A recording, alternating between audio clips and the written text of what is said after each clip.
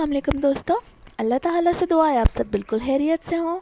आज मैं आपके सामने अपनी बिल्कुल ज़ाती रेसिपी लेकर हाज़िर हुई हूँ जो कि फ़न में मैंने तैयार की है, जो कि है मिनी शाशलिक स्टिक्स। तो आइए देखते हैं इसके लिए मुझे क्या क्या चीज़ें चाहिए हैं या मैंने क्या क्या लिया है।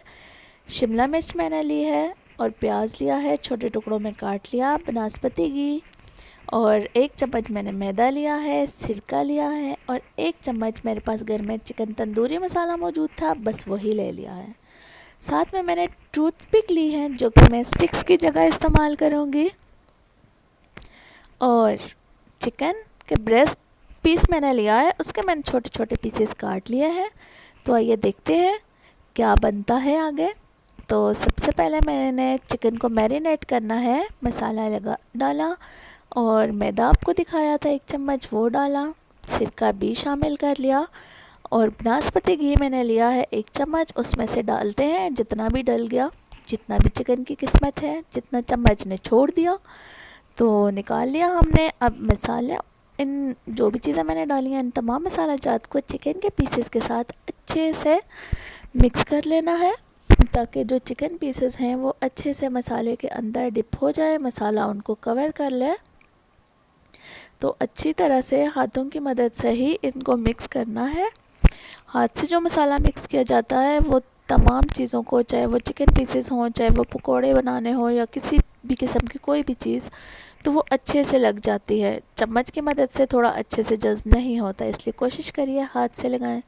मैंने मसाला लगा के आधे घंटे के लिए मैरिनेट कर लिया था। तो आइए अब अपनी स्टिक्स तैयार करते हैं। सबसे पहले मैंने स्टिक में प्याज लगाया, उसके बाद मैंने शिमला मिर्च लगाई और उसके बाद मैंने चिकन का पीस लगा लिया। फिर मैंने प्याज लगाई, प्याज का 1 पीस, उसके बाद दोबारा शिमला मिर्च लगाई और शिमला मिर्च के बाद फिर से मैंने चिकन का पीस लगा लिया। 2 दफ़ा सेम अमल दोहराने के बाद अब मैंने इसको प्याज के या शिमला मिर्च के पीस से कवर कर लेना है। ये अब आपके सामने देखिए मिनी शाशलिक स्टिक तैयार है। इसी तरह आप अपनी तमाम स्टिक्स को तैयार कर लीजिए इसी तरतीब से।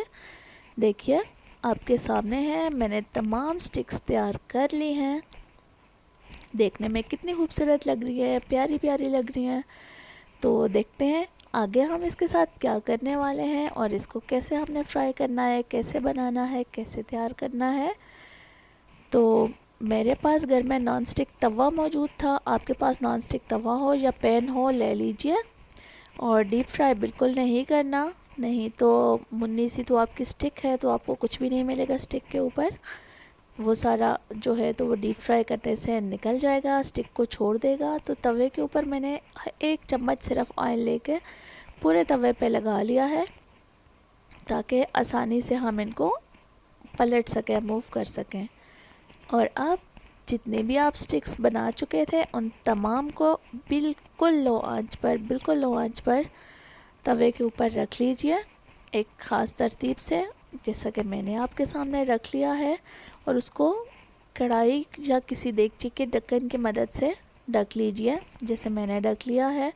उससे ये होगा कि चिकन के पीसेस गल जाएंगे। चूँकि आंच बहुत ज़्यादा स्लो थी इसलिए जलने का ख़तरा बिल्कुल नहीं है। तो लीजिए, ढक्कन उठाने के बाद मैं आपके सामने सारे स्टिक्स को पलट रही हूँ। बहुत अच्छे से फ्राई हो चुकी हैं निचली साइड से। इन्हें आपने चारों साइड से फ्राई करना है, यह नहीं कि 2 साइड से फ्राई किया और बस काम ख़त्म। ये चारों साइड से अच्छे से पलटी जाएंगी, इसलिए चारों साइड से पलट के फ्राई कर लेना है, जो कि मैं कर रही हूँ आपके सामने।